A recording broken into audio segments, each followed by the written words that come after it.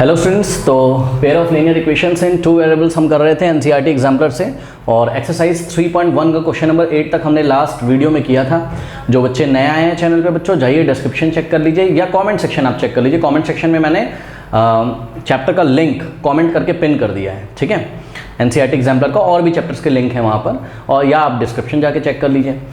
और जो स्टूडेंट्स शुरू से करते चले आ रहे हैं उनको तो पता है। जो नए बच्चे हैं मैं आपको बताऊं बच्चों, एनसीईआरटी एग्जाम्पलर करने के लिए आपको पहले एनसीईआरटी आना चाहिए, ठीक है। या आपने आर डी शर्मा से कुछ एग्जाम्पल्स वगैरह लगाए हों, थोड़ा बहुत बेसिक अगर आपका क्लियर होगा तो आप एनसीईआरटी एग्जाम्पलर कर सकते हैं, तो आपको अच्छा रिजल्ट मिलेगा, ठीक है। बहुत अच्छी तरीके से चीज़ें समझ में आएंगी। तो अगर अभी तक आपने बच्चों एनसीईआरटी नहीं पढ़ी है, आर डी शर्मा के एग्जाम्पल्स वगैरह नहीं लगाए हैं, आपने कहीं से भी पढ़ लो, आर डी शर्मा के एग्जाम्पल्स पढ़ लो या आप एनसीईआरटी से पढ़ लो, कहीं से भी पढ़ लो, कॉन्सेप्ट क्लियर होने चाहिए, ठीक है। तो नहीं पढ़ा है तो जाइए डिस्क्रिप्शन में मैं लिंक दे रहा हूँ, वहाँ क्लिक करिए, वहाँ आपको मिल जाएगा। और अगर एनसीईआरटी पढ़ के आए हो कहीं से, किसी यूट्यूब चैनल से, अपने कोचिंग में, स्कूल में, तो आप एग्जाम्पलर स्टार्ट कर सकते हो, ठीक है। तो आइए स्टार्ट करते हैं। और पार्ट 1 से देखने के लिए डिस्क्रिप्शन में जाइए, वहाँ क्लिक करिए, पार्ट 1 से आ जाएगा, इसके पहले के क्वेश्चन मिल जाएंगे बच्चों, ठीक है। और भी चैप्टर्स के लिंक है वहाँ पर। चलो क्वेश्चन नंबर 9 देखते हैं। क्वेश्चन नंबर 9 में बोल रहा है कि the equation of a pair of dependent linear equations -5x + 7y - 2 = 0 the second equation can be। इसका पहले क्वेश्चन का मतलब समझिए। क्वेश्चन का मतलब ये है, कल आपने पढ़ा था क्या कि इनफाइनाइटली मेनी सॉल्यूशंस होता है, तो सिस्टम क्या होता है, कंसिस्टेंट के अंडर में ही आता है, लेकिन क्या होता है, कंसिस्टेंट एंड डिपेंडेंट होता है। और इसका ग्राफ कैसा बनता था इनफाइनाइटली मेनी सॉल्यूशंस का, कोइंसिडेंट लाइन बनती थी, याद है, एक के ऊपर एक, ठीक है। तो एक बात बताऊं ना आपको, समझिए जरा। मान लीजिए मेरे पास कोई इक्वेशन है, मान लीजिए मेरे पास कोई इक्वेशन है 2x + 3y और +5 = 0। मैंने कहा भाई आप इसका ग्राफ बना के लाओ। आपने इसका ग्राफ बनाया, ठीक, सपोज इसका ग्राफ आया ऐसा कुछ, ठीक है, कोई डाउट है, ऐसा इसका ग्राफ आया आपके ग्राफ पेपर में। अब मैंने बोला कि भाई इस इक्वेशन को किसी रियल नंबर से मल्टीप्लाई कर दो, किसी रियल नंबर से इसको मल्टीप्लाई कर दो, बोथ साइड, राइट में भी और लेफ्ट में भी। भाई ये तो पढ़ा है ना आपने, किसी इक्वेशन में अगर हम राइट में किसी नंबर से मल्टीप्लाई करें और लेफ्ट में, तो उस इक्वेशन पे फर्क नहीं पड़ता, वो एज इट इज रहती है। तो इसमें हमने क्या किया, उठाकर 2x + 3y और +5 = 0 में उठाकर हमने लेफ्ट में भी, सपोज हमारा मन किया हमने 2 से मल्टीप्लाई कर दिया, ठीक है, और राइट में भी हमने 2 से मल्टीप्लाई कर दिया। जरूरी नहीं कि 2 से, 10 से कर दो, 5 से कर दो, 1 लाख से कर दो, 1000 से कर दो, किसी से भी कर दो। 2 2 = 4x + 2 3 = अब पूरे में मल्टीप्लाई करना है, ध्यान रहे, 2 3 = 6y + 2 5 = 10 = 0 × 2 0। सुनो, मैंने बोला इसका ग्राफ बना के लाओ। सुनो, ये आपको दिया हुआ था, आपने इसमें उठा के 2 से मल्टीप्लाई कर दिया, ये एक इक्वेशन आ गई, और मैंने बोला इसका ग्राफ जाओ बना के लाओ उसी ग्राफ पेपर पे। तो जब आपने उसी ग्राफ पेपर पे इसका ग्राफ बनाया, तो आप क्या देखते हो, जो पहले लाइन आई थी उसी से कोइंसाइड करके आ गया इसका ग्राफ। बात समझ में आई? तो हम क्या बोलेंगे, हम बोलेंगे भाई इक्वेशन 1 और इक्वेशन 2 क्या दे रही हैं, इनफाइनाइटली मैनी सॉल्यूशंस दे रही हैं, और सिस्टम कैसा है, कंसिस्टेंट एंड डिपेंडेंट है। सुनो, पॉलिनोमियल में हमने आपको पढ़ाया था, याद है, कि किसी पॉलिनोमियल को रियल नंबर से मल्टीप्लाई करने पर उनके जीरोस पे फर्क नहीं पड़ता है। ठीक उसी तरीके से मैं आपको याद दिलाऊं कि अगर कोई इक्वेशन अकेले लिखी रहती थी तो इसके कितने सॉल्यूशंस होते थे, इनफाइनाइट। भाई अकेली इक्वेशन लिखी है तो उसका जो ग्राफ है वो कौन से, कितने पॉइंट से जा रहा है, इनफाइनाइट पॉइंट से, तो इसके तो बहुत सारे सॉल्यूशंस हैं। तो सुनो, जितने इसके सॉल्यूशन है ना उतने ही इसके सॉल्यूशन, मतलब जो ये है ये वही है। बात समझ रहे हो? जिन x और y की वैल्यूज से ये सेटिस्फाई होती है, उन्हीं x और y की वैल्यूज से ये सेटिस्फाई होती है। कुछ नहीं किया है आपने, इस इक्वेशन को उठा के बस एक रियल नंबर से मल्टीप्लाई कर दिया। तो यहाँ पे भी कॉन्सेप्ट बन गया कि अगर किसी इक्वेशन को हम किसी रियल नंबर से मल्टीप्लाई कर देते हैं तो वो इक्वेशन अपने सॉल्यूशन नहीं बदलती है, बस उसको देखने का नजरिया हमारा बदल जाता है, थोड़ा अलग तरीके की दिखती है। एक्चुअल में वो दूसरी इक्वेशन नहीं होती, वो वही होती है, ठीक है। बात समझ में आई? पर कहने के लिए 2 इक्वेशन हो जाएंगी, क्यों? क्योंकि x का कोफिशिएंट यहाँ पे अलग, यहाँ पे अलग, y का कोफिशिएंट यहाँ 3, यहाँ 6, यहाँ पे कांस्टेंट टर्म 5, यहाँ 10। कोई डाउट है बताओ? तो अब जो इन्होंने हमसे क्वेश्चन पूछा है, कह रहे हैं कि भाई आप अगर फोकस करें तो कहना है कि pair of dependent linear equation, ठीक है, एक दी हुई है, दूसरी हमको निकालनी है। डिपेंडेंट का मतलब समझ रहे हो क्या कहना चाहता है, कंसिस्टेंट एंड डिपेंडेंट, मतलब इनफाइनाइटली मेनी सॉल्यूशंस वाला केस है। तो जरूर इस इक्वेशन में किसी नंबर से मल्टीप्लाई करके ही हमारे को दूसरी इक्वेशन देनी है, लेकिन आपको ऑप्शन दिया हुआ है। भाई हमारी तो मर्जी क्या है, हम 2 से मल्टीप्लाई कर दें, इसमें हम 3 से कर दें, हम 10,000 से कर दें, हम 1/4 से कर दें, किसी भी रियल नंबर से हम कर दें, लेकिन हमको ऑप्शन भी तो मैच कराना है ना, ठीक है। तो आओ जरा देखें, हमें तो ऑप्शन में से जवाब देना है, कैसे मैच होगा। देखो एक चीज़ मैं आपको इसमें दिखाता हूँ, बहुत गौर करिएगा। देखिए x के साथ नेगेटिव है, ठीक है, और 7 के साथ क्या है, पॉजिटिव है, और 5 के साथ 2 के साथ क्या है नेगेटिव, ठीक है। सोचो सोचो सोचो, अगर हम किसी नेगेटिव रियल नंबर से इसमें मल्टीप्लाई कर दें तो कर सकते हैं ना, कर सकते हैं, किसी नेगेटिव रियल नंबर से भी तो मल्टीप्लाई कर सकते हैं। तो अगर किसी नेगेटिव रियल नंबर से करते हैं सोचो तो ये साइन बदल जाते, क्या आता पहले प्लस आता, बताओ फिर क्या आता, बीच में माइनस आता और यहाँ क्या आता प्लस इज इक्वल टू 0, और ये सब जो भी बीच में इसके कोफिशिएंट्स और जो भी टर्म आते हैं, ठीक है। तो आपको पता है क्या ध्यान देना है इसमें, आप ऑप्शन 1 पे जाइए, या तो आपको क्या मिल जाए, ध्यान से चेक करो, माइनस प्लस माइनस मिल जाए, सुन लो मेरी बात, या तो माइनस प्लस माइनस मिल जाए, ठीक, और या तो क्या मिल जाए प्लस माइनस प्लस, इसके अलावा कुछ और मिलेगा तो ऑप्शन क्या है गलत है। पहली बात समझ में आई कि नहीं? तो आओ जरा चेक करो। हाँ भाई पहला क्या है, ये 10 के सामने तो प्लस है, 14 के सामने प्लस है, 4 के सामने प्लस है, प्लस प्लस प्लस, भैया ये तो गया, ये नहीं हो सकता है। दूसरा चेक करो, माइनस माइनस प्लस, ये भी गया नहीं समझ में आई बात? अरे भाई खुद समझो ना, अगर मैंने इसमें किसी पॉजिटिव रियल नंबर से मल्टीप्लाई करा तब तो इसके साइन नहीं चेंज होंगे, ऐसे ही रहेंगे माइनस प्लस माइनस, लेकिन अगर मैंने नेगेटिव से कर दिया तो इसके तो साइन चेंज हो जाएंगे ना, ठीक है।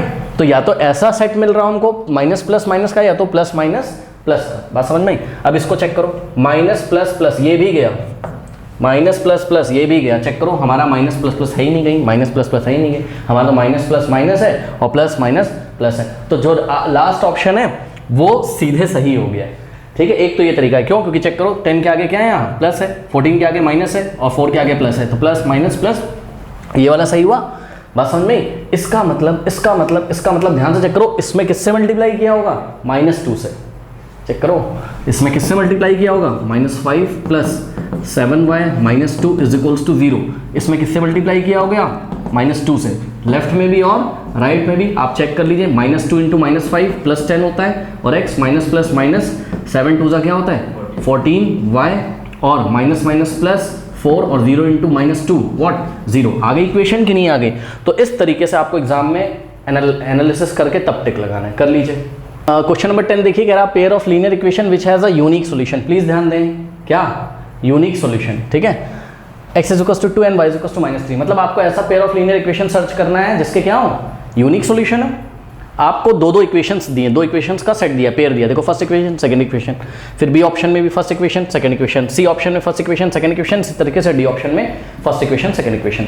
अब हम क्या करेंगे, अब हम ये चेक करेंगे कि x इज इक्वल टू 2 और y इज इक्वल टू -3 कौन से पेयर का सॉल्यूशन है, उस पर हम टिक लगा लेंगे, ठीक है। लेकिन एक बात का ख्याल रहे, उन्होंने आपसे क्या बोला है, यूनिक सॉल्यूशन, ठीक है, उन्होंने आपसे क्या बोला है, यूनिक सॉल्यूशन। सोचो सोचो सोचो, अगर क्या, अगर इनफाइनाइटली मेनी सॉल्यूशंस वाली अगर कोई 2 इक्वेशंस बैठी हों, समझो जरा, इनफाइनाइटली मेनी सॉल्यूशंस वाली कोई 2 इक्वेशन अगर बैठी हों तो उनको भी तो ये सेटिस्फाई कर देगा, क्यों?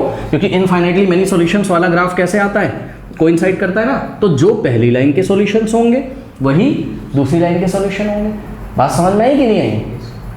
ठीक है, तो पता है अभी देखना आप, जब ऐसा क्वेश्चन आएगा ना एग्जाम में, 2 ऑप्शन आपको सही लग रहे होंगे और दोनों में से आपको एक सेलेक्ट करना है, कैसे मैं आपको बता रहा हूँ, समझिए जरा। देखिए आइए पहले स्टार्ट करते हैं, ऑप्शन ए लेते हैं। ऑप्शन ए में हमने क्या किया, ऑप्शन ए में हमने x की वैल्यू कितनी पुट करी 2, ठीक है, और y की वैल्यू कितनी पुट करी -3, ठीक है। हाँ भाई चलो बताओ, 2 ये क्या हो जाएगा 2 और प्लस माइनस माइनस 2 -3 ये तो -1 होता है, राइट हैंड साइड क्या है हमारा 1, हमारा क्या आया -1, तो which is not equals to what RHS, क्योंकि RHS कितना था 1 था। तो x और y की जो वैल्यू है जो दी है इन्होंने 2 और -3, इसको तो नहीं सेटिस्फाई किया, तो उसको चेक करने की जरूरत ही नहीं है, ये ऑप्शन तो गया, ये ऑप्शन तो गया, ठीक है, समझ लो ना। अरे भाई x और y की वैल्यू अगर दोनों को सेटिस्फाई करेगी तभी तो मैं उसको चूज करूंगा, जब इसने पहले को नहीं सेटिस्फाई किया तो दूसरे को करे चाहे ना करे मैं छोड़ दूंगा, ठीक। चलो अब ऑप्शन बी को हम लेते हैं, तो ध्यान दीजिए जरा, ऑप्शन बी में आपको अगर आप x की वैल्यू कितनी रखो 2, तो 2 2 यहाँ हो गया 4 और 5 इंटू -3, y की वैल्यू -3 रखो, 5 इंटू -3 -15 होता है, ठीक है, इज इक्वल्स टू -11 आ गया, and which is equals to what RHS। चलो भाई बहुत बढ़िया, इसको तो सेटिस्फाई कर दिया, एंड इसको चेक करते हैं, ठीक है, इसको चेक करते हैं, क्या है 4 2 व्हाट 8 और 11 इंटू -3 -30, और 8 -30 क्या होता है -22 which is equals to what RHS। बहुत बढ़िया भाई, इसको भी सेटिस्फाई कर दिया, समझिएगा जरा। एक तो हमारा ये ऑप्शन मुझे लग रहा है, अभी रुक जाओ, आगे बढ़ते हैं, पहले और सेलेक्ट करने, इसको तो सेटिस्फाई कर रहा है। अब सी ऑप्शन को अगर हम चेक करें, ठीक है, तो 2 2 कितना हो गया 4 और 4 y की वैल्यू जब -3 रखोगे तो ये वाला माइनस, और y का वैल्यू जो -3 माइनस क्या हो जाएगा प्लस, कितना आ गया 2 2 4 और माइनस प्लस 3 7 आ गया, which is not equals to what RHS क्या है तुम्हारा 1 है ना, 1 RHS है, तो ये 1 के इक्वल नहीं आया, तो ये ऑप्शन भी गया, क्योंकि इसी को नहीं सेटिस्फाई कर रहा है तो उसको तो चेक करने की जरूरत ही नहीं है। बात समझ में, वैसे तो उसको सेटिस्फाई कर रहा है 3 2 6 और 2 × -3 -6 6 -6 0, कोई मतलब नहीं है, दोनों को सेटिस्फाई करेगा तो वही ऑप्शन आपका सही होगा। ठीक, अब ऑप्शन डी को देखिए स्टूडेंट्स, ऑप्शन डी को देखिए, x की वैल्यू 2 रखिए, 2 माइनस, हाँ भाई ध्यान दें, y की वैल्यू अगर -3 रखोगे तो 4 के आगे माइनस लगाए और y का माइनस क्या हो जाएगा प्लस, 4 3 12, तो ये प्लस का 12 और माइनस का 14 इज इक्वल्स टू क्या आ गया 12 + 2 14 14 - 14 0, और इसका RHS भी क्या है 0। चलो भाई बहुत बढ़िया, इसको तो सेटिस्फाई कर गया। ठीक, यहाँ पे चेक करो 5 2 10, y की वैल्यू -3 रखोगे तो माइनस क्या हो जाएगा प्लस, और -13 is equals to 0, 10 + 3 13 13 - 13 is equals to 0 ही तो होता है, तो ये भी RHS के इक्वल आ गया, इसको भी सेटिस्फाई कर गया, यानी कि ये भी ऑप्शन सही है। तो क्या दो ऑप्शन पे हम टिक लगाएंगे। अब आपका कॉन्सेप्ट यहाँ निकल के आएगा कि इन दोनों इक्वेशंस में से आपको वो वाली हटा देनी है जो क्या है कंसिस्टेंट एंड डिपेंडेंट है। बात समझ में आई कि नहीं? आपको यूनिक सॉल्यूशन उन्होंने पूछा था, यूनिक सॉल्यूशन वाले पेयर आपको लेने हैं। बात समझिए जरा, देखिए इन दोनों इक्वेशन को देखिए, यहाँ पर क्या हो रहा है, देखिए a1/a2, देखिए 2 कितना हो जाएगा बताइए 4 is equals to b1/b2 is equals to c1/c2। बात समझ में आई भाई? 5 1 = 5, 5 2 = 2 1 = 2, 2 2 माइनस से माइनस गया, 11 1 = 11 2 तो क्या आ गया a1/a2 is equals to b1/b2 is equals to c1/c2 आ गया ना भाई। 1/2 1/2 1/2 आ रहा है। ठीक, इसका मतलब ये तो किसको सेटिस्फाई कर रहा है? इनफाइनाइटली मेनी सॉल्यूशंस वाली कंडीशन को सेटिस्फाई कर रहा है, तो ये ऑप्शन तो गया। ठीक, अब बात समझ में आई? क्योंकि भाई इसका अगर तुम ग्राफ बनाओगे तो ये ऐसा आएगा, और पहली लाइन भी कहाँ से पास हो रही होगी 2, -3 से, और दूसरी लाइन भी कहाँ से पास हो रही होगी 2, अरे भाई जहाँ से पहली लाइन पास हो रही होगी वहीं से दूसरी लाइन पास हो रही होगी, तो अगर पहली लाइन 2, -3 से पास हो रही होगी तो दूसरी भी तो पास हो रही होगी। तो वो हमारे साथ छलावा कर रहा है, मतलब समझ लो, सेटिस्फाई तो करा दिया उसने, पर आपको एग्जाम में ये भी चेक करना है 2 ऑप्शन सेटिस्फाई कराएगा, पक्का ऐसा ही क्वेश्चन आता है। ठीक है, आपको वो वाला हटा देना है। कौन सा वाला? इनफाइनाइटली मेनी सॉल्यूशंस वाला। और एक चीज़ और दिखाऊं, मैंने आपको क्या बोला था कि अगर इनफाइनाइटली मेनी सॉल्यूशंस यानी कि डिपेंडेंट का केस होगा तो फर्स्ट इक्वेशन में वो किसी नंबर से मल्टीप्लाई कर देते हैं। ध्यान से चेक करो, इसमें जब 2 से मल्टीप्लाई किया गया है, 2 2 = 4, 2 5 = 10, 2 11 = 22 और माइनस, तभी तो वो इक्वेशन बनी है, तो ये ऑप्शन गया। इसको चेक करो, ये आपके यूनिक सॉल्यूशन वाले केस को सेटिस्फाई करेगी। ठीक है, चेक करो x का कोफिशिएंट क्या है यहाँ 1, और यहाँ पे x का कोफिशिएंट क्या है 5, तो a1/a2 is not equals to b1/b2। b1 क्या है -4 और b2 क्या है आपका -1, माइनस से माइनस गया, और हमको पता है कि 1/5 is not equals to what 4/1। तो यही तो यूनिक सॉल्यूशन की कंडीशन है, तो हम ऑप्शन डी पे टिक लगाएंगे। आप जो मार्केट से बुक खरीदते हैं उसमें भी सॉल्यूशन गलत किया हुआ है, उन्होंने किस पे टिक लगाया हुआ है? ऑप्शन बी पे। तो प्लीज इसको करेक्ट करें और ध्यान से करें, कर लीजिए। नंबर 11 देखिए, कह रहा है if x is equals to a and y is equals to b is the solution of the equation this and this. ठीक है, फर्स्ट इक्वेशन क्या है बताइए? x - y is equals to 2। Okay, ये फर्स्ट इक्वेशन है। और second equation क्या है? x + y is equals to 4। और वो क्या कह रहा है? कह रहा है कि x is equals to a and y is equals to b is the solution of, मतलब x is equals to a इसको भी सेटिस्फाई करता है, इसको भी, y is equals to b इसको भी करता है, इसको भी, तो रख दो इसमें उठा के। ठीक है, तो according to the question x की जगह हम क्या रख सकते हैं? a माइनस b, y की जगह हम क्या रख सकते हैं? b is equals to 2। Exam में एक चीज़ का ख्याल रहे आपको, पता है एग्जाम में क्या कर सकते हैं? वो बोलेगा y is equals to -b, y is equals to -b, तो y की वैल्यू रखते टाइम आप जब -b रखोगे तो माइनस माइनस यहाँ पे क्या हो जाएगा प्लस, और यहाँ क्या हो जाएगा माइनस। इस बात का ध्यान रखें। अभी तो उसने y is equals to b बोला है तो मैं सीधे रख दे रहा हूँ। ठीक है, a की जगह x की जगह a और प्लस y की जगह b इज इक्वल्स टू 4। हाँ भाई, इसमें कौन सी बड़ी बात हो गई? इन दोनों इक्वेशन को सॉल्व कर लो, a और b की वैल्यू निकाल लो। यही तो पूछा है उसने कि the values of a and b respectively. और ध्यान रहे a की वैल्यू पहले और b की वैल्यू बाद में, इस तरीके से जवाब देना है, रेस्पेक्टिवली लिखा हुआ है। ठीक है, उल्टे सीधे जवाब नहीं देने। अब देखो जरा, b नेगेटिव b पॉजिटिव गया, a + a कितना होता है 2a, दोनों को मैंने ऐड कर दिया है ना, 4 + 2 6, 2 को उधर भेजो, a इज इक्वल्स टू 3। ठीक है, अब a इज इक्वल्स टू 3 आ गया है, उठा के ले आके रख दो कहाँ? इक्वेशन नंबर 2 में। a + b is equals to 4 था, यहाँ पे a की वैल्यू कितनी रखोगे 3, a की जगह हमने 3 रखा, 3 + b इज इक्वल्स टू 4, 3 जाएगा राइट में, तो b इज इक्वल्स टू 4 - 3, यानी कि b इज इक्वल्स टू 4 - 3 कितना होता है 1 होता है। ठीक, तो ए की वैल्यू क्या आई बताओ 3 और बी की वैल्यू क्या आई 1 रेस्पेक्टिवली करके इन्होंने हमसे पूछा था। तो यानी कि ए की वैल्यू पहले और बी की वैल्यू बाद में, तो ऑप्शन सी मेरे ख्याल से सही है, 3 and 1 रेस्पेक्टिवली। बात समझ में आई कि नहीं आई? तो लगा लो टिक। स्टूडेंट्स क्वेश्चन नंबर 12 देखते हैं। कह रहा कि Arun has rupees 1 and 2 coins with her। ठीक है, अरुण नहीं अरुणा है, सॉरी लास्ट में ही लगा हुआ है। ठीक है, अरुणा के पास ₹1 और ₹2 के कॉइन्स हैं। ठीक है, अब कितने कॉइन है ये हमको नहीं पता और यही पूछ रहा होगा क्वेश्चन में। तो सबसे पहले हमने सॉल्यूशन में क्या मान लिया, let the number of ₹1 coin x and let the number of ₹2 coins y। 1 रुपये के कितने सिक्के हैं x, अभी x नहीं पता चला है, अभी पता चलेगा, रुक जाओ। और 2 रुपये के कितने सिक्के हैं y, अभी पता चलेगा, रुक जाओ जब हम सॉल्व करेंगे दी गई कंडीशन से। कह रहा है if the total number of coins that she has is 50। हाँ भाई ध्यान दें, ये क्या है, टोटल नंबर ऑफ कॉइन्स है, टोटल नंबर ऑफ कॉइन्स हैं। 1 रुपये के कितने कॉइन है x, 2 रुपये के कितने कॉइन है y। अगर हम दोनों को ऐड कर दें तो किसके इक्वल आना चाहिए, 50 के इक्वल आना चाहिए। यानी कि एक कंडीशन तो क्या बनी, एक इक्वेशन बनी x + y = 50 according to the question. कोई डाउट है? आगे पढ़िए। कह रहा है कि अमाउंट विद हर इज ₹75। अब ध्यान से चेक करो, ये जो अमाउंट बना है इसके पास 75 का, ये बना किसके कारण होगा, 1 रुपये के ही सिक्के हैं उसके पास और 2 ही रुपये के सिक्के हैं। तो ये जो अमाउंट बना होगा उसके पास टोटल ₹75 कैसे बना होगा। जैसे कि अगर 1 रुपये के तुम्हारे पास 5 सिक्के हैं, कितने 5, हमने बोला 1 रुपये के, पहले बताओ 1 रुपये का तुम्हारे पास, इसको हमने फिक्स कर दिया, ये क्या है, इसकी वैल्यू कितनी है, हाँ ₹1 है। ठीक, तो 1 रुपीज़ का तुम्हारे पास अगर 1 कॉइन हो तो 1 ही रुपये तो होगा, और 1 रुपीज़ का अगर तुम्हारे पास 2 कॉइन हो तो कितने रुपये हो गए तुम्हारे पास, 2 रुपये हो गए। और 1 रुपीज़ का अगर 3 कॉइन हो तो कितने रुपए हो गए, 3। और 1 रुपये के अगर n कॉइन्स हो तो n × 1। 1 रुपये के अगर x कॉइन्स हो तो 1 रुपीज़ के अगर कितने कॉइन हो x, तो कितने रुपए हो जाएंगे तुम्हारे पास, x × 1, x ही तो होता है, x × 1 यानी कि x रुपीज़ हो जाएंगे। यानी कि समझो इन 75 रुपीज़ में से, ये रुपीज़ है, यूनिट का ध्यान रखिए, इन 75 रुपीज़ में से ₹x तो आपके किसकी वजह से आए, 1 रुपीज़ के सिक्के की वजह से, 1 रुपये सिक्के की वजह से, कॉइन की वजह से। अब ध्यान से चेक करो, फाइंड द नंबर ऑफ, यहाँ पे ₹2 कॉइन रिस्पेक्टिवली होना चाहिए। ठीक है, हाँ अब अभी उसके पास 2 रुपये के भी तो सिक्के हैं। अभी बात बताओ, ध्यान से चेक करो, यहाँ पे 2 रुपये का कॉइन फिक्स करो, इसको फिक्स कर लो।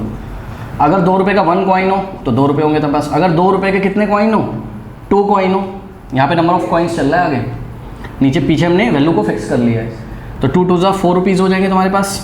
अगर 2 रुपये के 3 सिक्के हो तुम्हारे पास तो 6 रुपीज़ हो जाएंगे। तो 2 रुपीज़ के अगर तुम्हारे पास y कॉइन्स हों तो कितने रुपये हो जाएंगे तुम्हारे पास, ₹2 × y यानी कि 2y रुपीज़ हो जाएंगे। यानी कि ₹2y कहाँ से आए, 2 रुपीज़ की कॉइन की वजह से। बात समझ में आई कि नहीं आई? तो एक बात बताओ, अब उसके पास टोटल ₹1 रुपये और 2 रुपये की ही तो वजह से है। तो 1 रुपीज़ के कारण x रुपये हैं उसके पास, y रुपीज़ के कारण 1 रुपये कॉइन की वजह से x रुपीज़ हैं उसके पास, और 2 रुपीज़ कॉइन की वजह से 2y रुपीज़ हैं। तो टोटल रुपीज़ के इक्वली तो हो जाएगा ये, है ना, इसका टोटल रुपीज़ कवर हो जाएगा। यानी कि एक इक्वेशन तो यहाँ से बनी x + y = 50 और दूसरी इक्वेशन यहाँ से बनी x + 2y = 75। बात समझ में आई? अब मैंने यहाँ रुपीज़ हटा दिया हो तो मैंने आपको दिखाने के लिए करा था, कोई डाउट हो तो बताइए। अब इन दोनों को सॉल्व कर लीजिए तो x और y की वैल्यू आ जाएगी। जो x और y की वैल्यू होगी वही क्या होगा, total number of coins of x and 1 and ₹1 and 2। ठीक है, चलो सॉल्व करते हैं। कैसे करें, सब्ट्रैक्ट कर दें। तो क्योंकि ये भी x है, ये भी x है, यहाँ माइनस लगाया, यहाँ माइनस लगाया, यहाँ माइनस लगाया, ये गया। हाँ भाई, y - 2y -y होगा। अरे y - 2y, 2 के आगे -1 हो गए तो y - 2y, क्योंकि y के सामने यहाँ 1 है और 2 के सामने मतलब y के सामने -2 है तो +1 -2 -1 ही तो होता है। यानी कि y के सामने क्या आएगा, -1 1 तो लिखते नहीं है तो -1 = -75 प्लस -25 आएगा। अब देखो इधर भी माइनस कैंसिल हो जाएगा। तो y = कितना आ गया, 25। मतलब 2 रुपीज़ के कितने कॉइन हैं, 25। कोई डाउट है? अब y की वैल्यू ले जाके 25 यहाँ रख दो तो क्या हो जाएगा, x प्लस, बस फर्स्ट इक्वेशन में रखो, y की वैल्यू 25 रखी तो कितना आ जाएगा, x = 25 उधर जाएगा तो 50 - 25 कितना आ गया, 25। तो x = कितना हो गया, 25। अब ध्यान से चेक करो, आपके पास ₹1 के कितने कॉइन हैं, 25। तो ₹25 तो 1 रुपीज़ के कॉइन की वजह से हो जाएंगे। ठीक, और ₹2 के कितने कॉइन्स हैं 25, ₹2 के कितने कॉइन्स हैं 25, तो 25 टू ज़ा कितना होता है 50, तो 50 रुपीज़ किसकी वजह से हो जाएंगे ₹2 के कॉइन की वजह से, ऐड कर दोगे तो टोटल उसके पास ₹75 ही तो थे, ठीक है, यानी कि ₹1 and ₹2 coins are respectively 25 and 25, तो ऑप्शन डी पे टिक लगा देंगे हम, ओके कर लीजिए। क्वेश्चन नंबर 13 कह रहा था father's age is 6 times his son's age, ठीक है, 4 years hence the age of the father will be 4 times his son, the present ages in year of the son and the father are respectively।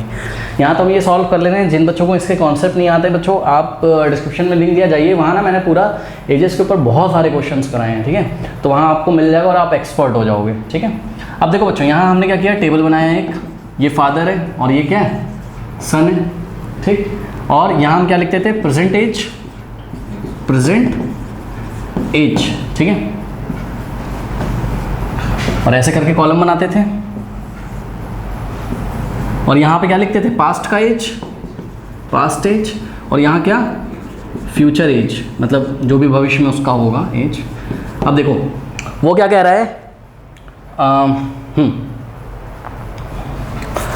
वो क्या कह रहा है कि the father age is 6 times, और एक काम और कर लेते हैं, पता है अभी आज के लिए हम अज्यूम कर लेते हैं कि सपोज फादर का एज कितना है x ईयर्स, ठीक है, ये एजेस किस में चल रही हैं ईयर्स में, एज किस में चल रही है ईयर्स में, और सन की भी एज किस में चल रही है ईयर्स में, तो आपने प्रेजेंट एज फादर की कितनी अज्यूम करी x और सन की कितनी अज्यूम करी y, कोई डाउट है बताओ। अब according to the question condition क्या कह रहा है, क्या फादर की एज आज हमने प्रेजेंट एज मानी x ईयर्स और सन की y ईयर्स, कह रहा है the father age is 6 times his son, ये किसकी बात कर रहा है प्रेजेंट की बात कर रहा है ना, तो according to the question father की जो प्रेजेंट एज है यानी कि x इज इक्वल्स टू वो 6 टाइम्स है किसका सन के एज का, यानी कि x इज इक्वल्स टू क्या हो गया 6y, ये एक रिलेशन हमको मिल गया, कोई डाउट है, आगे बढ़ो।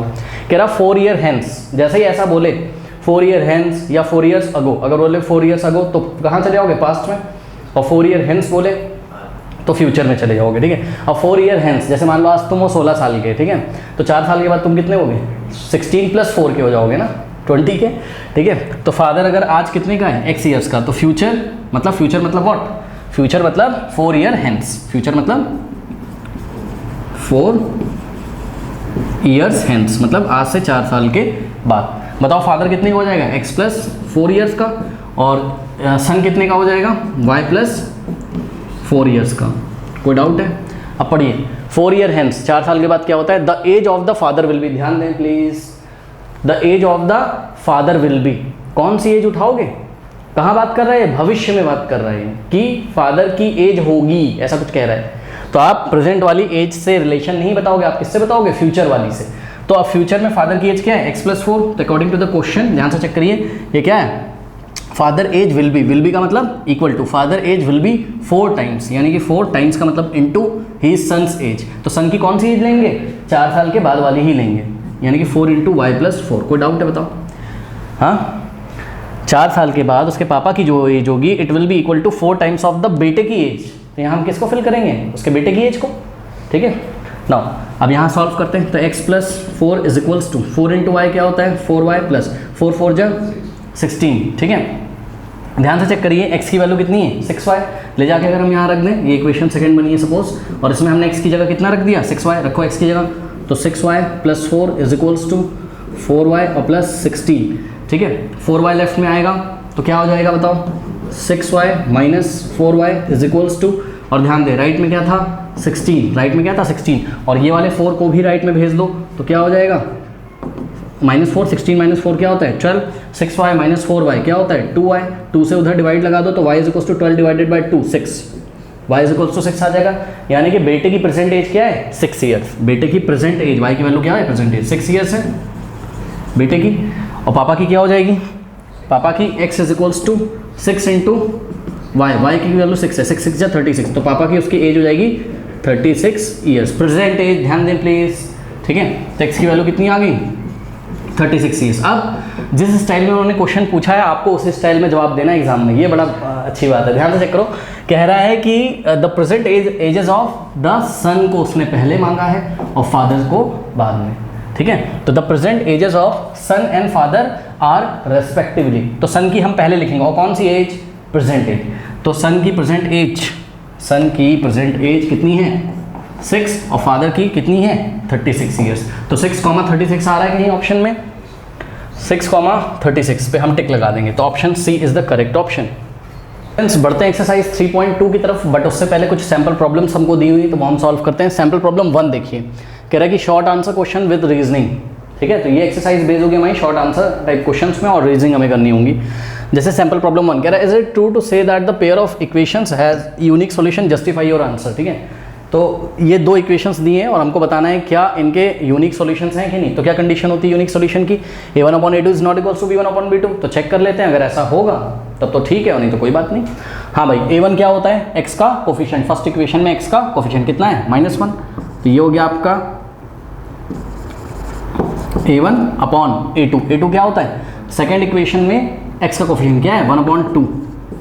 ये रहा a1, -1 क्या है, -1 क्या है a1/a2 की जगह क्या है 1/2। इसको अगर हम वैल्यू निकाल लें, अरे भाई आप देखिए ना, ये मैंने निकाला a1/a2, चलो वैल्यू निकालो, आता है निकालना। ऊपर तो ये -1 रहेगा और ये 2 कहाँ चला जाएगा ऊपर, तो ये मल्टीप्लाई करेगा 1 में -1 में आके, और नीचे क्या बचा 1 इज इक्वल टू -1 × 2 -2 और अपॉन में 1 -2/1 -2। तो यानी कि आपका क्या आ गया, आपका आ गया a1/a2 is equals to what -2। आप अगर चाहो तो इसको कुछ नाम दे दो, लेट अस से इसको आपने बोल दिया इक्वेशन नंबर 3। ओके नाउ अब b1/b2 फाइंड करिए। तो b1/b2 is equals to what is b1, first equation में y का कोफिशिएंट b1 होता है तो 2, और सेकंड इक्वेशन में y का कोफिशिएंट b2 होता है तो y का कोफिशिएंट क्या है -1/4 है। ठीक, आता है सॉल्व करना, कैसे करेंगे, 4 ऊपर चला जाएगा, 2 × 4 अपॉन नीचे क्या है -1, 2 4 का क्या होता है 8, 8/-1। इस माइनस को आप ऊपर भी लिख सकते हो, और 8/1 क्या होता है 8, तो ये -8 हो जाएगा, यानी कि आ गया क्या b1/b2 is equals to what -8। ये इक्वेशन 4th। हाँ भाई, from 3rd and 4th a1/a2 -2 है, b1/b2 -8 है, दोनों आपस में इक्वल नहीं है। इसका मतलब क्या कि दिस इम्प्लाइज कि a1/a2 is not equals to what b1/b2 and this is the condition of unique solution. तो हम आंसर में लिखेंगे व्हाट, हम आंसर में लिखेंगे यस, और जस्टिफिकेशन इसका ये रहा, इसका justification. What is the justification, because a1/a2 is not equals to b1/b2, hence this statement is the correct statement. कर लीजिए। हम लेते हैं सैम्पल प्रॉब्लम 2, कह रहा है कि डू द इक्वेशन, पहली इक्वेशन क्या है आपकी 4x + 3y - 1 is equals to 5। ये आपकी फर्स्ट इक्वेशन है, let me check it, yes obviously this is the first equation. And what is your second equation, second equation is 12x + 9y is equals to 15। सुनो एक बात बताऊँ, ये आपकी second equation है। सुनो, कुछ भी करने से पहले इसको जरा सुधार लो, इसको जरा सुधार लो, ठीक है, बेवकूफ़ बना रहे हैं हमें क्वेश्चन में। सुनो, ये x का टर्म है, ये y का टर्म है, और सुनो यहाँ पे भी कांस्टेंट है और यहाँ पे भी, तो दोनों को पहले एक पास ले आओ। बात समझ में आई? तो कैसे पास लाएंगे, और पास इस तरीके से लाओ कि -1 को राइट में भेज दो। क्यों? क्योंकि यहाँ 15 क्या है राइट में, ठीक है। तो इस -1 को पहले राइट में भेजो, ठीक है। तो क्या हो जाएगा आपके पास 4x + 3y is equals to 5 + 1, और 5 + 1 क्या होता है 6 होता है, 1 उधर जाके पॉजिटिव हो जाएगा। अब जाके ये सही बना है, तो आपका फर्स्ट इक्वेशन क्या हो गया 4x + 3y is equals to 6, ठीक है। तो ये हो गया आपका क्या फर्स्ट इक्वेशन, है ना, ये हो गया फर्स्ट इक्वेशन, ये हो गया सेकंड। बात समझ में? तो आपको एग्जाम में इसका भी ख्याल रखना भाई, कहीं 2 नंबर तो नहीं है, अगर हैं तो उनको पास ले आओ। और पास इस तरीके से ले आओ कि दोनों इक्वेशन में या तो जो नंबर है वो तो राइट हैंड साइड होना चाहिए या तो लेफ्ट हैंड साइड, ये मैंने आपको पहले भी बताया, ठीक है। चलो, तो ये हो गया। अब इन्होंने हमसे क्या बोला है कि do the equation represents a pair of coincident line. हाँ भाई, कोइंसिडेंट लाइन मतलब इनफाइनाइटली मेनी सॉल्यूशंस, यानी कि ये वाला केस होता है कंसिडेंट डिपेंडेंट वाला, इसी का ग्राफ कैसा आता है कोइंसिडेंट आता है ना। तो अगर a1/a2 is to b1/b2 is to c1/c2 आया तब तो बात ठीक है, नहीं तो ये इनकरेक्ट स्टेटमेंट हो जाएगा।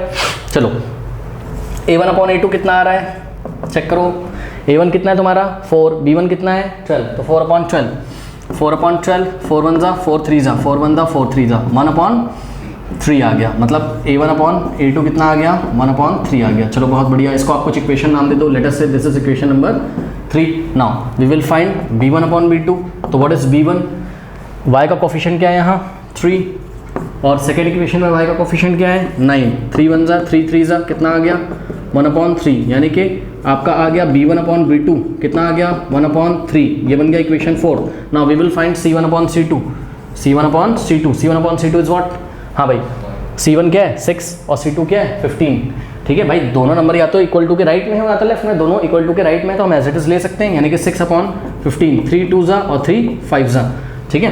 तो क्या आ गया C1 upon C2 is equals to 2 upon 5, हाँ भाई। From equation third fourth and fifth आप क्या देखते हो कि A1 upon A2 B1 upon B2 तो आपस में इक्वल है, A1 अपॉन A2 और B1 अपॉन B2 तो आपस में क्या है, इक्वल है। क्यों? क्योंकि A1 upon A2 B1 upon 3 हो, B1 upon B2 B1 upon 3, but not equals to what, C1 upon C2। Why? Because C1 upon C2 तो अलग आ गया, ये तो 2 अपॉन 5 आ गया। समझ में आ गई बात, ठीक है। तो बताओ दिया गया स्टेटमेंट कैसा है, इनकरेक्ट है, यानी कि हम आंसर में क्या लिखेंगे, नो, ठीक है। No these two equation does not represent a pair of coincident line.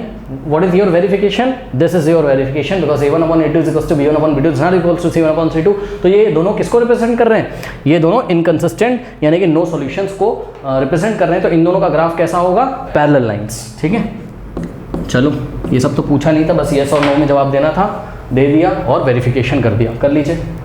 चलिए लेते हैं सैम्पल प्रॉब्लम 3। कह रहा है is the pair of equations x plus 2y minus 3 is equals to 0 and 6y plus 3x minus 9 is equals to 0 consistent. क्या ये consistent है? याद करिए कंसिस्टेंट में कितने केस होते हैं, 2 केस होते हैं, ठीक है। कंसिस्टेंट में चाहे क्या आ जाए, यूनिक सॉल्यूशन तब भी कंसिस्टेंट कहलाएगा, और इनफाइनाइटली मेनी सॉल्यूशंस आ जाए तब भी कंसिस्टेंट कहलाएगा। मतलब चाहे ये वाली कंडीशन सेटिस्फाई हो और चाहे ये वाली कंडीशन सेटिस्फाई हो, चाहे A1 upon A2 is not equals to B1 upon B2 आ जाए और चाहे A1 upon A2 is equals to B1 upon B2 is equals to C1 upon C2 आ जाए, तो दोनों ही केस में हम क्या बोलेंगे, इसको कंसिस्टेंट है। बात समझ में? तो सिर्फ उसने इस बार कंसिस्टेंट पूछा, उसने ये नहीं पूछा कि यूनिक सॉल्यूशन है इनफाइनाइटली मेनी सॉल्यूशन। तो इन दोनों में से कोई भी केस आएगा तो चलेगा, ठीक है। लेकिन ध्यान दें पहली इक्वेशन तो ठीक लग रही है, x plus 2y minus 3 is equals to 0। दूसरी इक्वेशन में प्रॉब्लम है, y का टर्म पहले है और x का बाद में, तो रीअरेंज कर लो। क्या कर लो? रीअरेंज करो। और जब रीअरेंज करोगे तो साइन चेंज नहीं होगा भाई। अरे 3x को पहले लिख दो, 6y को बाद में लिख दो। तो 3x पहले लिख दिया हमने और 6y के आगे कोई साइन नहीं, मतलब क्या है, पॉजिटिव है, तो प्लस 6y और माइनस 9 इज इक्वल्स टू 0। ये बन गई फर्स्ट, ये बन गई सेकेंड, ठीक है। A1 अपॉन A2 निकालो। चलो A1 अपॉन A2, हाँ भाई A1 की वैल्यू कितनी है, x का कोफिशिएंट 1 और A2 की वैल्यू कितनी है, x का कोफिशिएंट 3। तो A1 upon A2 1 upon 3। Now B1 upon B2, इसको इक्वेशन नंबर 3 आप बोल सकते हो, ठीक है। B1 अपॉन B2, B1 कितना है, y का कोफिशिएंट 2 और B2 कितना है, y का कोफिशिएंट 6, 2 1 जा और 2 3 जा। तो इसका मतलब क्या आ गया, B1 अपॉन B2 भी कितना आ गया, 1 अपॉन 3। तो this is equation 4th। Now we will find C1 upon C2। What is C1? हाँ भाई दोनों ही C1 C2 कहाँ है, 0 के लेफ्ट में, तो दोनों ही 0 के लेफ्ट में होने चाहिए, तो 0 के राइट में होने चाहिए। तो हम डायरेक्ट ले सकते हैं दोनों ही लेफ्ट में। तो -3 अपॉन -9, ठीक है। तो ये माइनस से माइनस गया, 3 1 जा 3 3 जा, यानी कि क्या आ जाएगा आपका C1 upon C2 is equals to what, 1 upon 3। This is equation 5th। Now from third fourth and fifth, A1 upon A2 B1 upon B2 C1 upon C2 तीनों ही इक्वल है, क्योंकि तीनों ही आपस में 1 अपॉन 3 के इक्वल हैं। तो A1 upon A2 is equals to what, B1 upon B2 is equals to C1 upon C2। तो सिस्टम कैसा है, कंसिस्टेंट। तो इसका आंसर क्या है, यस है, ठीक। और कंसिस्टेंट में भी कैसा है, कंसिस्टेंट एंड डिपेंडेंट है। बात समझ आई, कंसिस्टेंट एंड डिपेंडेंट है, इनफाइनाइटली मेनी सॉल्यूशन वाला है। और ध्यान से जरा चेक करिए कि इस पहली इक्वेशन में 3 से मल्टीप्लाई करके ही तो ये मिला है, चेक करो, ठीक है। मल्टीप्लाई करो उसमें 3 इंटू एक्स, 3x यहाँ पर है 3x, 3 2 6 6y है यहाँ, 3 3 9 माइनस का 9 है यहाँ। बात समझ में? तो ये सिस्टम कैसा है, कंसिस्टेंट है। हमने आंसर यस दिया। And what is your verification, this is your verification. कर लीजिए। एक्सरसाइज 3.2 की तरफ बढ़ते हैं और लेते हैं क्वेश्चन नंबर 1। क्वेश्चन नंबर 1 के कई पार्ट हैं, 3 पार्ट्स हैं, तो हम क्वेश्चन नंबर 1 का पार्ट 1 अभी सॉल्व करेंगे, फिर 2 करेंगे, फिर 3 करेंगे, इस तरीके से। तो क्वेश्चन नंबर 1 में क्या बोल रहा है कि do the following pair of equation have no solution. Focus करिए प्लीज, हैव नो सॉल्यूशन। वो पूछ रहा है आपसे कि क्या इन इक्वेशंस के नो सॉल्यूशंस हैं, मतलब कोई सॉल्यूशन नहीं है, तो हमें आंसर येस और नो में देना है। तो हम फाइनली आंसर करेंगे, लेकिन चेक करने के बाद। हाँ भाई, नो सॉल्यूशन का केस क्या होता है, A1 upon A2 is equals to B1 upon B2 is not equals to C1 upon C2, ठीक है। अब ध्यान से चेक करिए, ये इक्वेशन तो ठीक से लिखी हुई है, first equation 2x plus 4y is equals to 3, but इस इक्वेशन को आपको रीअरेंज करना होगा, 6x को पहले और 12y को बाद में। तो 6x और plus 12y is equals to what, 6, ठीक है। अब मैं डायरेक्ट निकाल लूँ, आप समझ जाओगे। A1 अपॉन A2 यानी कि 2 अपॉन 6, B1 अपॉन B2 क्या 4 अपॉन 12 और C1 अपॉन C2 3 अपॉन 6, ठीक है। तो A1 अपॉन A2 सॉल्व करके कितना आएगा, इधर देखिए यही, हाँ 2 1 ज़ा 2 3 ज़ा, तो A1 अपॉन A2 कितना आ गया 1/3, 4 1 ज़ा 4 3 ज़ा, B1 अपॉन B2 भी 1/3 आ गया, और 3 1 ज़ा और 3 2 ज़ा, C1 अपॉन C2 1/2 आ गया। तो A1 upon A2 is equals to B1 upon B2, ये दोनों तो आपस में इक्वल हैं, A1 upon A2 is equals to B1 upon B2 but not equals to C1 upon C2। तो हम क्या लिखेंगे कि yes the following pair of linear equation, hence हम पहले लिखेंगे since here A1 upon A2 is equals to B1 upon B2 but not equals to what C1 upon C2। Language सुनिए exam में कैसे लिखेंगे, hence the pair तो इसका answer पहले तो yes और no में देना था, यानी कि yes पहले तो हम बोलेंगे yes, सही बोला जा रहा है कि इस सिस्टम के कोई भी सॉल्यूशन नहीं है क्योंकि कंडीशन सेटिस्फाई होगी, फिर स्टेटमेंट लिखेंगे hence the pair of linear equation in two variable has no solution। कर लीजिए क्वेश्चन नंबर 1 का पार्ट 2 देखिए students, x is equal to 2y और y is equal to 2x। आपको बताना है क्या इस सिस्टम के नो सॉल्यूशंस, मतलब कोई भी सॉल्यूशन नहीं है या है, हमको चेक करना है, ठीक है। तो इस इक्वेशन को स्टैंडर्ड फॉर्म में लेके आओ, कैसे लेके आओगे, x और 2y को कहाँ लेके आओगे, लेफ्ट में, तो x minus 2y is equals to 0। और इसको जब लेके आओगे प्लीज़ यहाँ पे आपको ध्यान देने वाली बात है, ठीक है। देखिए पता है क्या, y को पहले कहाँ ले जाओ, राइट में, क्योंकि x हमेशा पॉजिटिव रखा करो, x पहले आता है, समझो जरा बता रहा हूँ। तो यहाँ y की जगह क्या हो जाएगा 0, तो 0 is equals to 2x minus y हो गया। अब राइट को लेफ्ट में और लेफ्ट को राइट में लिख लो, क्या प्रॉब्लम है, ठीक है। तो 2x minus y is equals to क्या हो जाएगा 0। अब जिन बच्चों को कन्फ्यूजन है वो एक काम करें, 2x को लेफ्ट में ले आए तो y is equals to y minus 2x is equals to 0 हो जाएगा, ठीक है। और फिर माइनस 2x को पहले लिख लें और प्लस y को बाद में लिख लें, ऐसे कर लें, जैसे करना है वैसे कर लो। अब बच्चे बोलेंगे सर ये मैच नहीं कर रहा है, यहाँ 2x पॉजिटिव है यहाँ नेगेटिव, अरे -1 से मल्टीप्लाई कर दो, हाँ -1 से बोथ साइड मल्टीप्लाई कर दो, -1 से ये मल्टीप्लाई होगा तो पॉजिटिव हो जाएगा और ये -1 से होगा तो नेगेटिव हो जाएगा, -1 × 0 0 हो जाएगा। जैसे करना हो वैसे कर लो, ठीक है। तो जो आपकी सेकेंड इक्वेशन बनी वो ये बन गई, ठीक, ये बन गई, ठीक है। चलो अब देखो जरा, ये हो गया। अब सुनो देखो, पता है क्या, इसमें C1 आपको नहीं दिख रहा है तो आप यहाँ क्या कर सकते हो, प्लस का 0, अपने मन से 0 ऐड कर दो, किसी में कोई फर्क नहीं पड़ता यार, ठीक है। और C2 नहीं दिख रहा है तो यहाँ पे आप 0 कर दो, यानी C1 भी 0 और C2 भी 0 है।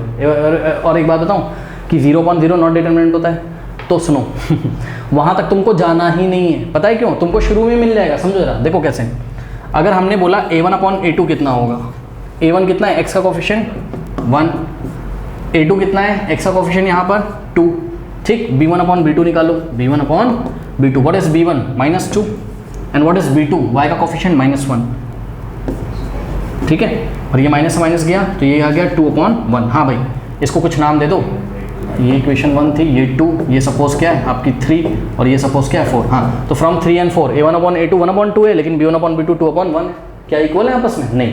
तो यहीं से आपको पता चल गया कि A1/A2 is not equals to what, B1/B2। ये किसका केस है, ये तो यूनिक सॉल्यूशन का केस है, यानी कि यूनिक सॉल्यूशन का मतलब सिस्टम क्या हो गया, कंसिस्टेंट हो गया। तो क्या इसके नो सॉल्यूशन है, नहीं, तो ये तो गलत कह रहा है। इसने क्या पूछा था आपसे कि हैव नो सॉल्यूशन, अरे भाई आ तो गए सॉल्यूशन, एक सॉल्यूशन होगा इसका, बात समझ रहे हो। मतलब अगर हम इसका ग्राफ बनाएं और इसका ग्राफ बनाएं ग्राफ पेपर पे, तो ये दोनों लाइन एक पॉइंट पे क्या करेंगी, इंटरसेक्ट करेंगी, और जिस पॉइंट पे इंटरसेक्ट करेंगी वही इसका भी सॉल्यूशन होगा और इसका भी, ठीक है। तो ये स्टेटमेंट इन्होंने जो हमको बोला था have no solution is wrong, तो हम बोलेंगे no, these two pair of linear equation have some solution and they have unique solution, have some solution नहीं, they have unique solution, okay. तो द गिवन बस ठीक है, सिंपली नो कर लीजिए। नाउ पार्ट 3 देखिए, क्वेश्चन नंबर 1 का ही part 3 है। तो इसमें हमको क्या करना है, इस 3 को पहले हम कहाँ भेज दें, राइट में, क्योंकि उधर 2 कहाँ है, राइट में है, तो 2 को लेफ्ट में ले आओ, तो इसको हम राइट में भेज देते हैं। तो ये बन जाएगी आपकी फर्स्ट इक्वेशन बन जाएगी, बताइए क्या, 3x + y, और 3 को राइट में भेजोगे तो 0 + 3 कितना हो जाएगा 3, और ये वाली इक्वेशन हो जाएगी आपकी क्या, 2x + 2/3y, 2/3y is equals to 2, ठीक है। ये हो गई आपकी फर्स्ट, ये हो गई आपकी सेकेंड। अब A1/A2 कितना आ रहा है 3/2, ठीक है, 3/2, और B1/B2 कितना आ रहा है, यहाँ y के सामने क्या है 1, प्लीज़ ध्यान दें यहाँ पर 1/2/3, ये रहा B1 और B2 क्या है 2/3 है। हाँ ये 3 कहाँ चला जाएगा ऊपर, तो 1 × 3/2, 3 × 1 = 3, 3/2, यानी कि आपका आ गया b1 upon b2 is equals to what 3/2। तो ये आपकी बन गई थर्ड और ये बन गई आपकी क्या फोर्थ। अब हम निकालेंगे क्या c1 अपॉन c2। c1 क्या है 3 और c2 क्या है 2। तो ये इक्वेशन बन गई third fourth fifth. From third fourth and fifth a1 upon a2 b1 upon b2 और c1 अपॉन c2 तीनों ही किसके इक्वल हैं 3/2 के, यानी कि तीनों आपस में इक्वल हैं। यानी कि a1 upon a2 is equals to what b1 upon b2 is equals to c1 upon c2। तो कैसे सॉल्यूशन आएंगे इनफाइनाइटली मैनी सॉल्यूशंस। और इन्होंने क्या बोला था नो सॉल्यूशंस, तो इनकी बात गलत हो गई। तो हम आंसर में क्या लिखेंगे, हम पहले आंसर में लिखेंगे नो, फिर लिखेंगे no. What is the reason no, because a1 upon a2 is equals to b1 upon b2 is equals to c1 upon c2। This shows the system has infinitely many solutions. कर लीजिए।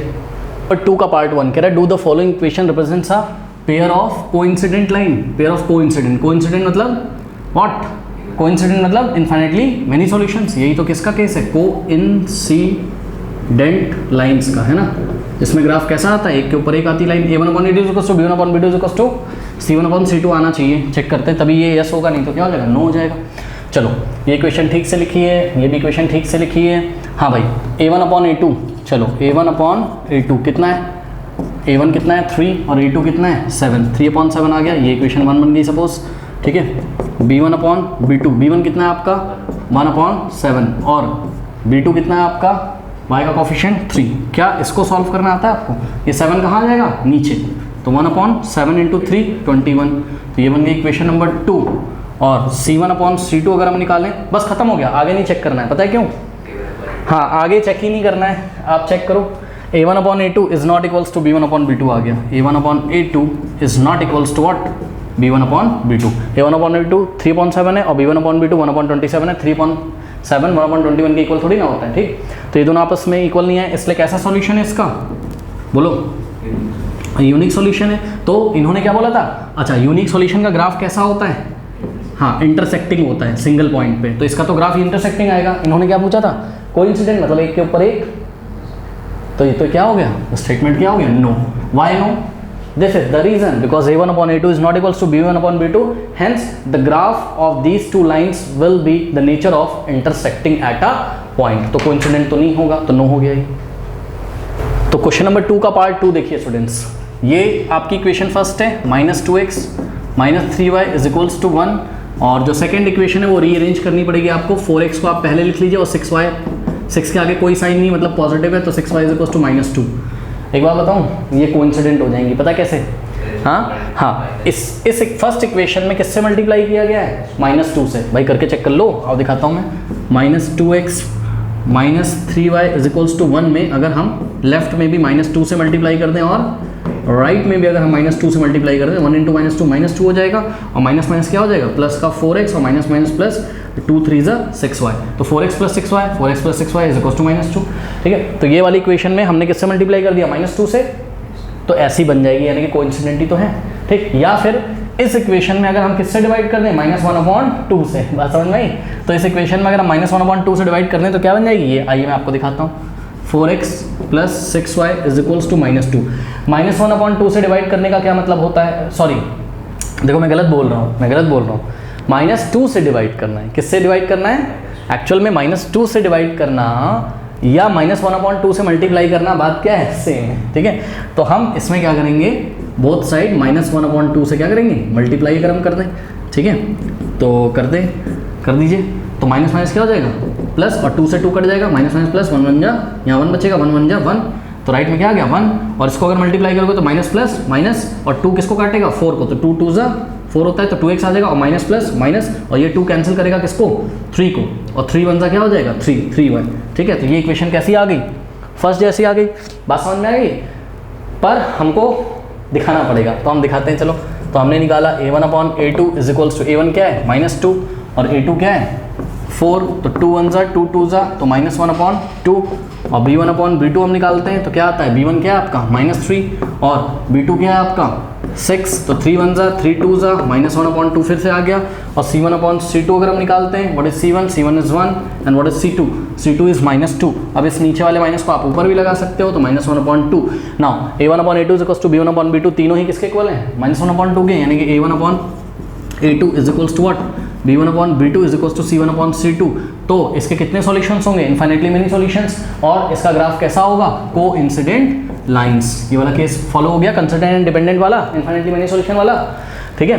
तो यही पूछा था इन्होंने, coincident line, yes. तो इसका answer क्या है, yes. What is your verification, this is your verification, because a1/a2 is equals to b1/b2 is equals to c1/c2 कर लीजिए। तो स्टूडेंट्स क्वेश्चन नंबर 2 का थर्ड पार्ट देखिए। अब इसमें प्रॉब्लम क्या है, बच्चे पता नहीं क्यों कंफ्यूज होते हैं। यहाँ पे तो x का कोफिशिएंट कितना है 4, यहाँ पे कितना है 8, ये समझ में आ रही बात। यहाँ पे y का कोफिशिएंट कितना है, हाँ यहाँ पे y का कितना था 8, यहाँ पे y का 1। x का कोफिशिएंट बच्चे यहाँ नहीं पहचान पाते हैं, 1/2 है भाई। कैसे, अरे इसको तुम क्या लिख सकते हो, ऐसे भी तो लिख सकते हो 1/2 इंटू एक्स। क्यों, क्योंकि x इंटू 1 क्या हो जाएगा x, और अपॉन में क्या आ जाएगा 2। तो इसको तुमने ऐसे ही तो लिख लिया, अब क्या दिक्कत है बताओ, अब तो हो जाएगा ईजिली, ठीक है। तो ये हो गई आपकी क्या फर्स्ट इक्वेशन, और ये हो गई आपकी दी हुई सेकेंड इक्वेशन। हम निकालते हैं क्या, a1/a2। हाँ भाई, a1 क्या होता है, फर्स्ट इक्वेशन में x का कोफिशिएंट क्या है 1/2, और a2 क्या है सेकेंड इक्वेशन में x का कोफिशिएंट यानी कि 4। इसको सॉल्व करना आता है, 4 कहाँ आ जाएगा नीचे, तो हो जाएगा क्या 1/2 इंटू 4 यानी कि 1/8। तो इसको आपने इक्वेशन नंबर 3 बोल दिया लेटस से।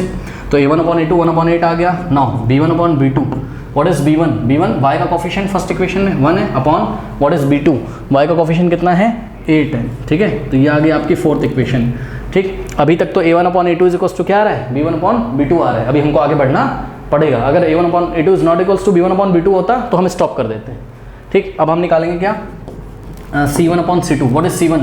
अच्छा ध्यान दो, c1 c2 दोनों ही 0 के लेफ्ट में है, हाँ है, तो 2/5। अब देखो इस पर बच्चे कंफ्यूज होंगे, तो मैंने क्या किया, मैंने पहले c1 लिखा, देखो c1 के बाद क्या लगाना है, डिवाइड का साइन, तो c1 और फिर मैंने डिवाइड का साइन ऐसे लगा दिया, कोई दिक्कत। c1 अपॉन का मतलब ये डिवाइड, c1/c2, c2 की जगह क्या लिखना है। अब इसको तो सॉल्व कर सकते हो, कैसे करोगे बताओ। हाँ, यहाँ पे 2/5 तो ऐसे रहेगा, और ये इसको अगर हम क्रॉस करेंगे तो ये पलट जाएगा 16/5, रेसिप्रोकल हो जाएगा। कोई डाउट है बताओ। अब क्या हो जाएगा यहाँ पर 2 × 16 32, और अपॉन 5 5 क्या होता है 25। तो आपका c1/c2 कितना आ गया, c1/c2 तो आ गया आपका क्या 32/25 आ गया, ये बन गया fifth. Now from equation third, fourth and fifth you can say that कि a1/a2 तो b1/b2 के इक्वल है, but not equal to what c1/c2। तो a1/a2 is equals to what b1/b2 is not equals to what c1/c2। एक बार बताओ, इसका कोई solution ही नहीं है, तो ग्राफ कैसा आएगा बताओ, पैरेलल लाइंस, तो कोइंसिडेंट तो आया नहीं, तो इसका हम आंसर क्या लिखेंगे, नो।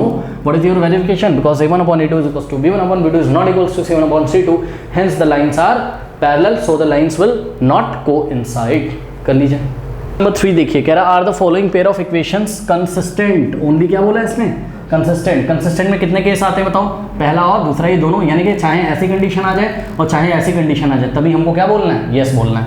यानी कि आपके पास दो चीज़ें आनी चाहिए, क्या कि चाहे a1/a2 is not equals to b1/b2 आ जाए तो क्या हो जाएगा यूनिक सॉल्यूशन, और चाहे आपके पास क्या हो जाए a1/a2 is equals to what b1/b2 is equals to c1/c2 हो जाए, तभी आपको आंसर में क्या लिखना है, यस लिखना है ना, क्योंकि भाई तभी तो कंसिस्टेंट है। कंसिस्टेंट में सॉल्यूशन होता है, या तो यूनिक सॉल्यूशन होता है तो इन्फिनिटली मेनी सॉल्यूशन होता है, ठीक। और इनकंसिस्टेंट में नो सॉल्यूशन होता है। तो हम देखते हैं ये कि क्या होता है यहाँ पर, ठीक है, कि सिस्टम कंसिस्टेंट है कि इनकंसिस्टेंट है, ठीक है।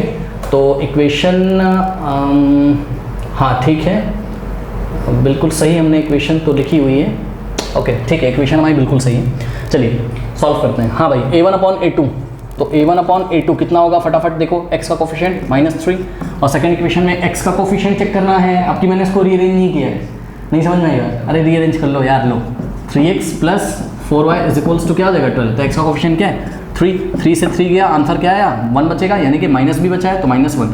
दिस इज इक्वेशन 1 बोल दो, लेट अस से ठीक है। और इसको 1 2 बोला है तो इसको 3 बोल दो, जैसा मन है वैसा कर लो। b1 अपॉन b2 चेक करते हैं। What is b1? y का कोफिशिएंट इज व्हाट? -4 और y का कोफिशिएंट 4, ठीक है। 4 से 4 गया, फिर से क्या आ गया? -1। This is equation 2। Now we will find c1 upon c2। What is c1? c1 is what? 12 and c2 is what? 12। हाँ भाई, तो 12 से 12 क्या हो गया? कैंसिल हो गया, तो 1 आया। ध्यान दें, -1 नहीं आया, 1 आया। तो आप क्या कह सकते हो बताओ, क्या केस हो गया बताओ? a1 अपॉन a2 तो किसके इक्वल है? b1 अपॉन b2 के, क्योंकि a1 अपॉन a2 भी -1 है, b1 अपॉन b2 भी -1 है, तो ये दोनों तो रेशियो आपस में इक्वल है। ये दोनों इसके इक्वल नहीं है, मतलब but not equals to what? c1 upon c2। कोई डाउट है बताओ? ये कौन सा केस आ गया? इनकंसिस्टेंट का, नो सॉल्यूशन। तो इन्होंने क्या पूछा था कि the pair of linear equation consistent, तो answer is no. Why no? Because कैसा आ गया? ये इनकंसिस्टेंट आ गया। ओके, कर लीजिए। थर्ड का पार्ट 2, ठीक है। तो डायरेक्ट निकालते हैं, समझ जाओगे। a1 अपॉन a2, ध्यान दें please. What is a1? a1 is 3 upon 5 divided by what is a2? a2 x का कोफिशिएंट है 1 अपॉन 5। कोई डाउट है? जानते हो क्यों डिवाइड लगाया? ताकि बच्चे कंफ्यूज ना हो। ये रहा a1 डिवाइडेड बाय a2। अब नेक्स्ट स्टेप में इसको सॉल्व कैसे करेंगे? 3 अपॉन 5 तो ऐसे ही रहेगा, और जैसे ही क्रॉस लगाएंगे ये क्या हो जाएगा? रेसिप्रोकल। तो ये हो जाएगा 5 अपॉन 1। अब 5 से 5 कैंसिल हो गया, और 3 अपॉन 1 क्या होता है? 3 होता है, या फिर आप इसको 3 अपॉन 1 भी लिख सकते हो।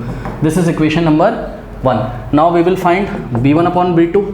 What is b1? b1 is y का coefficient -1 and what is b2? b2 is y का कोफिशिएंट -3। हाँ भाई, माइनस से माइनस गया, और आपने देखा क्या कि this implies b1 upon b2 कितना आ गया? 1 अपॉन 3 आ गया। हाँ भाई, चेक करो। अब यहीं पे स्टॉप कर देंगे, क्यों? क्योंकि a1 upon a2 is not equals to b1 upon b2, ठीक है भाई। ये 3 अपॉन 1 है a1 अपॉन a2, और b1 अपॉन b2 तो 1 अपॉन 3 है। 3 अपॉन 1 3 होता है, और 1 अपॉन 3 0.333 होता है। दोनों आपस में इक्वल नहीं है, बात समझ में? तो a1 upon a2 is not equals to b1 upon b2।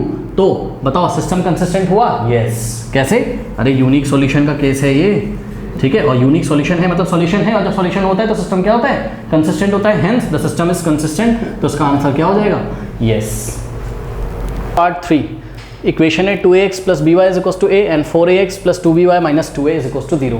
और एक चीज़ और देखिए, आपके क्वेश्चन में कंडीशन भी लिखी कि where a and b is not equals to 0। मतलब वो कहना चाहता है क्या कि a is not equals to 0, मतलब a भी 0 नहीं है। कोई भी रियल नंबर है, a कोई भी रियल नंबर है, नंबर लाइन से आप कोई भी रियल नंबर ले लीजिए, a की वैल्यू कोई भी रियल नंबर हो सकता है, 0 नहीं हो सकता है। और इसी तरीके से b भी 0 नहीं। अब इसका क्या मतलब है, ये अभी मैं आपको क्वेश्चन में बताऊंगा, बट आइए पहले इसको हम थोड़ा सा रीअरेंज कर लेते हैं। तो फर्स्ट इक्वेशन तो भाई मुझे सही लग रही है, यानी कि 2ax plus by is equals to a। Second equation में घपला है थोड़ा सा, इसको हम रीअरेंज करते हैं। कैसे? 2a को कहाँ भेज दोगे? राइट में, ठीक है। तो जो सेकेंड इक्वेशन है वो क्या हो जाएगी? ध्यान से चेक करिए, यहाँ पे लिखता हूँ। ये इक्वेशन 1 हो गई, और सेकेंड इक्वेशन जो होगी 4ax प्लस 2by। 2a को कहाँ भेज दोगे? राइट में, तो 0 प्लस 2a हो जाएगा, यानी कि 2a पॉजिटिव हो जाएगा। कोई डाउट है? ये आपकी सेकेंड इक्वेशन बन गई, सही है। अब ध्यान दो, इसमें ज़्यादा आपको परेशान नहीं होना है। a और b कोई ना कोई रियल नंबर है, तो ये एक तरीके का नंबर है। 2a क्या है? एक तरीके का नंबर। अरे a अगर एक रियल नंबर है तो 2 इंटू a भी क्या होगा? Real number.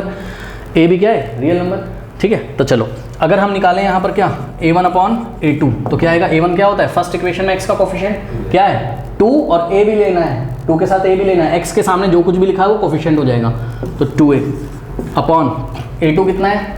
हाँ, अब सुनो मेरी बात, इसको तो हम सॉल्व कर लेंगे, ठीक है।